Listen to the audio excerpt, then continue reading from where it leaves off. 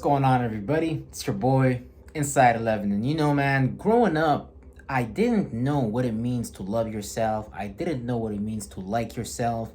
Because, where I grew up, we didn't have an example set up for that. Nobody would tell you to, love yourself and fall in love with your attributes and characteristics. So, growing up as a child, I had to learn when my friends told me here in the West, like, hey man, you gotta love yourself. You gotta actually really, really love your own attributes and characteristics. I didn't know what that means. So, for a long time, I didn't love myself.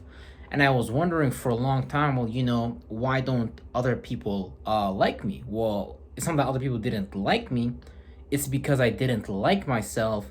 I played out attributes and characteristics of self dislike where I created behaviors where I would show others, hey, you know what? I don't really like myself.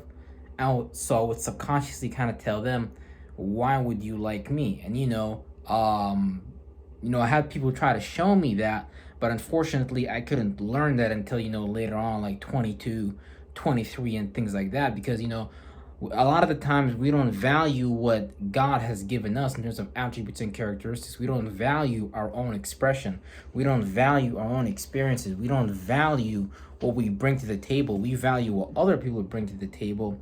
We value the products on the shelf. We value the TV show. We look for that value outside of us. Whether you want to get an expensive suit, absolutely nothing wrong with that. Whether you want to get an expensive watch or an expensive vehicle, there's nothing absolutely wrong with that. But that should be just a reflection of the value that you have of yourself.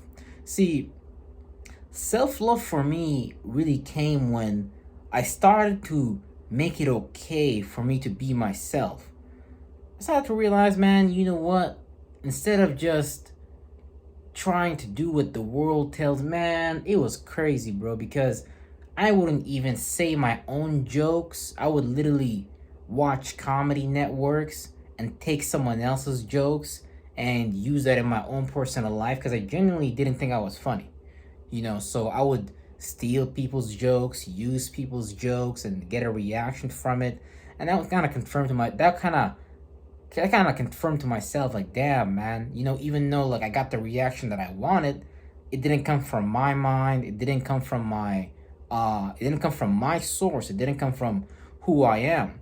And so, when you don't like yourself, man, you're gonna hang out with people that are not meant for you because you don't value yourself. You don't like yourself. So of course you're gonna attract people that are going to see that in you subconsciously. They're not gonna necessarily like themselves either, and you're just gonna be kind of with the wrong groups of people, and infestations are gonna kind of like build up where like you guys are kind of infected with this disease of self-hate. And it's kind of normal nowadays, kind of normalized for people not to like themselves.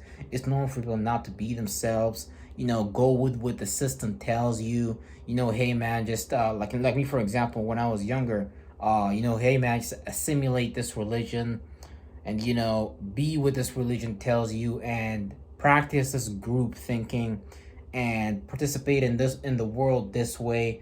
And because a lot of the times, by our parents growing up, your natural authenticity is not seen as safe to them, because people really want you to be safe, secure, and stable. And sometimes who you are, people might not necessarily feel, or you might not feel that's safe, secure, and stable. So you might just assimilate what the world tells you, and instead of just being who you are at your core, you shut that down, and that you really become depressed. I've really become depressed in college because man,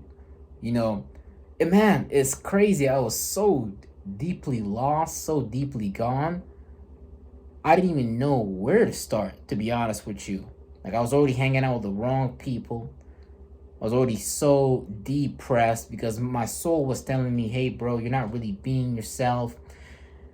And, there was moments here and there where I would remember where I would be myself, but it just wasn't, because, you're being yourself all the time, but at the same time, though, you're just doing it at such a low octave level because and maybe you don't really value what we have within. So we just play it like we play it like it's low, like it's low vibrational, like It's not valuable, like, oh, but really, there's something authentic about you. There's something very unique about you. And if you were to really actually just bring that forward to the surface and not give a fuck, then you'd be kind of like this unique individual almost. You'd be this, man, authenticity, guys, is the most important thing you could gain in your life. Because once you're authentic and you honestly don't really care what other people think, it's going to bring so much value to your life. It's going to bring so much relief into your life. Because, if you're like me, man, you're just, maybe when I was younger, man, I would be a people pleaser. I would want to please people as much as I can. Somebody call me, I'm there for them right away. Because, man, I didn't respect my own time. You know what I mean? So other people didn't respect my time. And so I was basically being a double agent, essentially. And not even for myself. I was being a double agent against myself for somebody else. And so I don't want that. I don't want that for you guys, especially for the young folks that are watching my channel, man. The more you're able to assimilate who you are, and the more you're able to kind of rip off this fake skin that we choose to wear, the faster you'll find yourself in a space where, like, you can finally kind of breathe, because we really don't give ourselves the breathing room. Sometimes we're ashamed to be ourselves. When I was growing up, like, I was ashamed to be myself, because I got all these different let's just say external affirmations, or these external people, places, and things telling me that this is right, that's wrong. Man, F them fucking all, bro. What's right for you is what's right for you. What's wrong for you is what's wrong for you. Just because something is right for somebody else doesn't mean that it's right for you. Somebody might like to live up in the north where it's cold. Hey, bro, that's great. That might not be for me. That might be good for you. That might be negative for me. If a gorilla like to be in the jungle. A polar bear like to be all up in the Arctic. Now, the gorilla is just doing what's right for it, and the polar bear is doing what's right for it. So there's no right or wrong in this universe. There's just what's for you. And until we learn what it is that's for us, until we learn about our own space, and one of the most important things is to be able to cleanse your space, because really, you're kind of buried almost under all these how do you call it? You got all these blockages, these energy blockages on your chakras that are not allowing your energy to circulate freely. Like, imagine you was in a car and you was driving that car, and the fluids in the vehicle were not circulating freely, and therefore they were not able to perform their original job. So you go, instead of getting the ODM, the original pieces, you go and get some aftermarket replacements. Now, after you put those market replacements in, yeah, it's not going to be the same necessarily, but it's still going to perform. And that was me.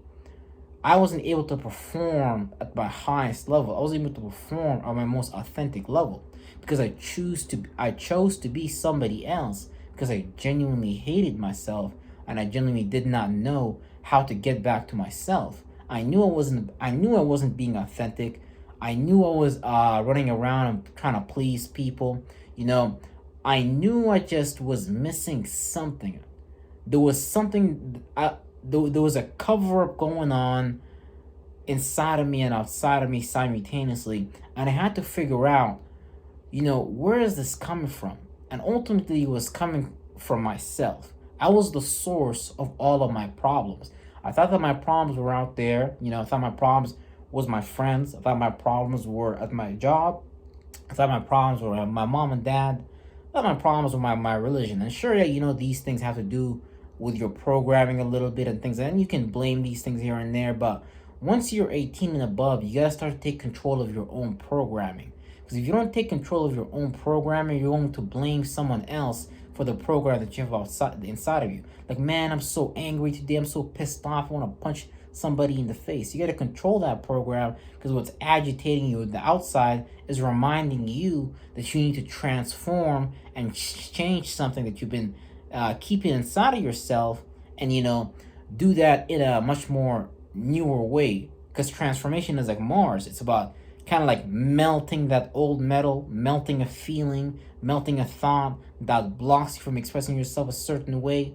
You know, you like me, my cells were, man, I remember because I was going at that time. I was going with I was hanging out with Master Teacher 33, my big bro, and we was and I was going through the program. And man, I remember I was really releasing a lot of my emotions. I was really like crying deeply. Like I would just start crying randomly. I would just start to just be full of emotions, full of sadness. I couldn't even control it. Because what I had realized is, and this was around like 21 maybe, can't remember.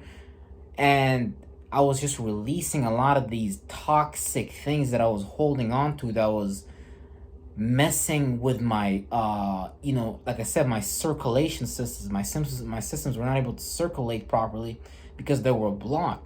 And when I was releasing these things, and I was crying randomly. I would just start getting sad randomly, and guys, look, it always looks really bad before it gets really good, because that's what God is trying to see. God is trying to see, okay, are you gonna stick with the process, or you just gonna start the process and just leave it? So that's what we're here to do, guys. We're here to change lives, renew the mind, become our authentic selves, and move from this state of being where we hate ourselves and dislike ourselves, and actually begin to love ourselves and appreciate ourselves and solve the problems that are stopping us from getting to that point. And while we're doing that, we're going to set an example by being ourselves, by overcoming our symptoms and getting to the root problem, and being that, externally exuding that. Other people are going to see that and are going to want to exude it eventually, because a lot of people want to get outside of their cage. The society, this life, God is these planets. When they move, it's literally forcing you to rattle your cage. And whenever you don't want to get out of your cage is going to be rattled some more, some more, some more, and some more, until you finally get up and do something about your life. Because no one is going to do anything about your life other than you. See, my mom and dad growing up, they made me think Allah is going to do it.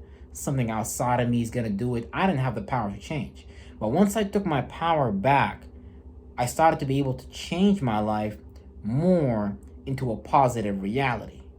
Real fucking shit.